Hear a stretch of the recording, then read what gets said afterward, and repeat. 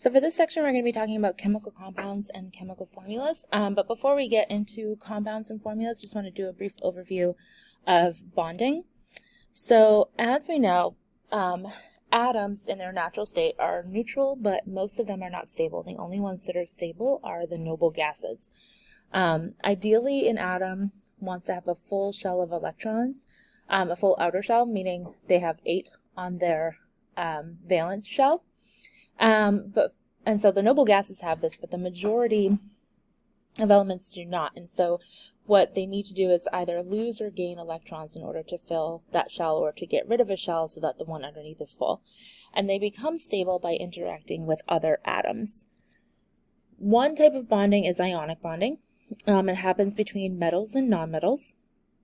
In this situation, for example, here we have sodium, which has 1 valence electron. It would rather get rid of that electron so that the shell underneath, which is full, would become the valence shell and it would become a stable element.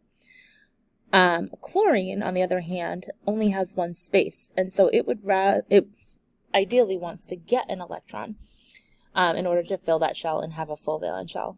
Now, if these two atoms interact, meaning if they hit one another and physically come in contact, that electron will leave sodium and move over to chlorine. After that electron moves, sodium now has 11 protons in the nucleus, but only 10 electrons. So it takes on a positive charge and becoming a positive ion. Chlorine, on the other hand, has 17 protons and 18 electrons. So it takes on a negative charge.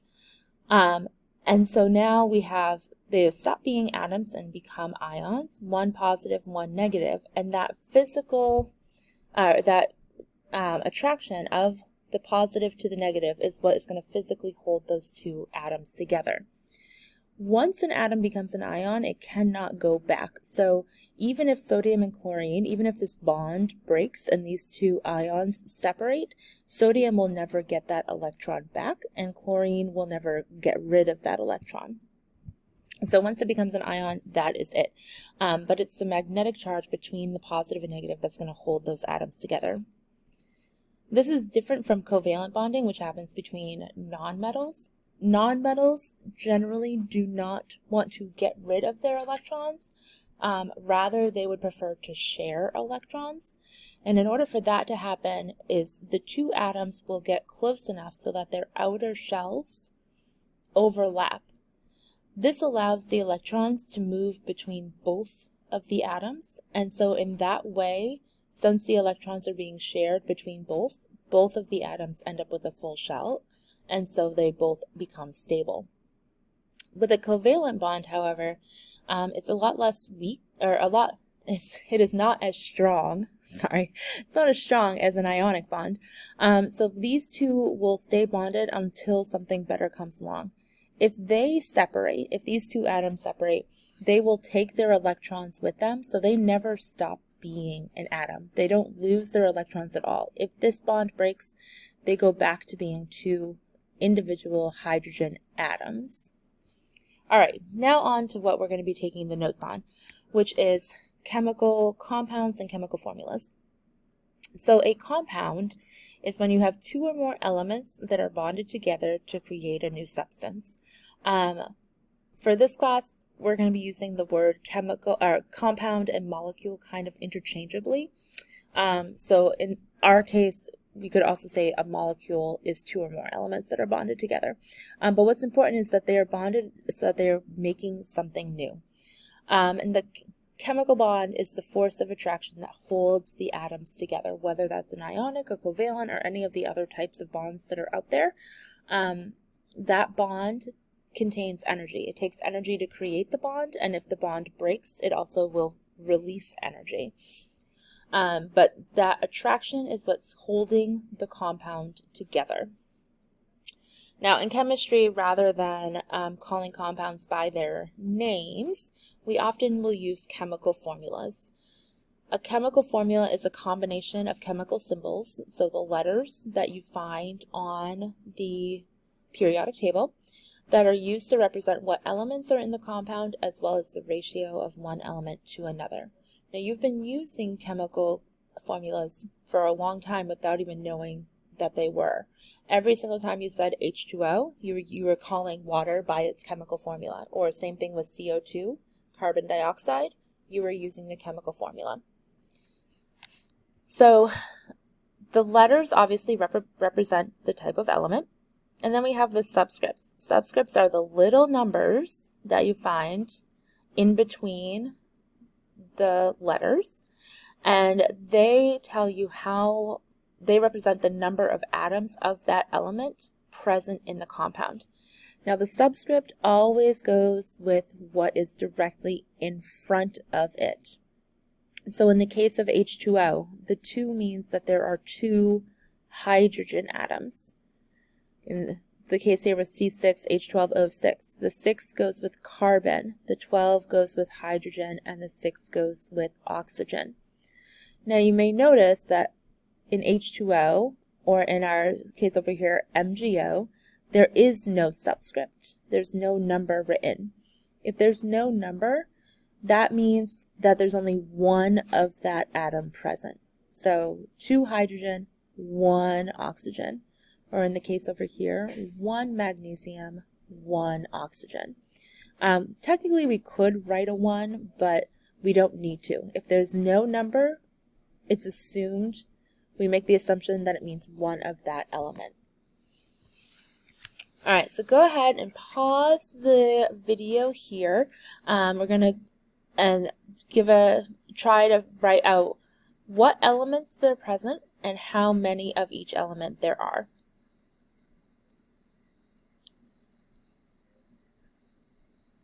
Okay, so hopefully you paused and gave it a shot. We're going to put this here. So in this case, I have carbon, and there's 1 of them, and then there's hydrogen, and there are 4.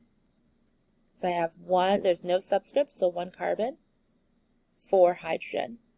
Now in this one, this is why I was such a stickler about their chemical symbols and having the lowercase b, or having the second letter be a lowercase letter, because that's how you figure out where one element ends and the other begins. So in this case, Li is one element, oxygen is the other. And then I look at my subscripts, I have 2 lithium, 1 oxygen. In this case over here, we have 3 different elements: nitrogen, hydrogen, and chlorine. There's 1 nitrogen, 4 hydrogen, 1 chlorine. And lastly, we have calcium, sulfur, and oxygen. There's 1 calcium, 1 sulfur, 4 oxygen. Okay, so these are pretty simple compounds. Let's look at some more complicated ones. Now, sometimes you will see a subscript that is outside of parentheses, and this is just like in math class with the distributive property. The subscript, when it's outside of the parentheses, it's going to be distributed to everything inside the parentheses. So I'm going to end up multiplying my subscript by whatever is inside of the parentheses. So in this case, I have 1 Mn, but I have 2 oxygen because of the 2 subscript going in, and 2 hydrogen. All right, go ahead and pause the video and try the next 2 on your own. All right, we have 3 elements here. We have iron, carbon, and hydrogen. There's 1 iron. The 2 does not go to it because it is outside of the parentheses. I have 10 carbon because it's going to multiply. And then I have 10 hydrogen as well because it's multiplying in. And then lastly, we have we have nitrogen, hydrogen, sulfur and oxygen. We have 2 nitrogen, 8 hydrogen, 1 sulfur, and 4 oxygen. All right. Last thing we want to talk about is subscripts versus coefficients. So the subscript shows you how many atoms of the element are in the compound. So H2O means I have 2 hydrogen and 1 oxygen that make up my water. A coefficient, on the other hand, shows how many different compounds you have. So in this case, I have 1 water molecule made of 2 hydrogen, 1 oxygen.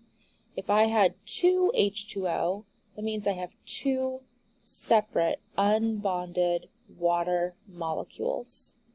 Okay, so the coefficient is how many individual compounds you have, whereas the subscript is showing you what is making up that compound. So since the coefficient just shows how many of a compound you have, anytime you see a coefficient, you multiply everything in that compound by the coefficient. So if one water molecule has 1 oxygen and 2 hydrogen, 2 water molecules is going to have 4 hydrogen and 2 oxygen atoms present.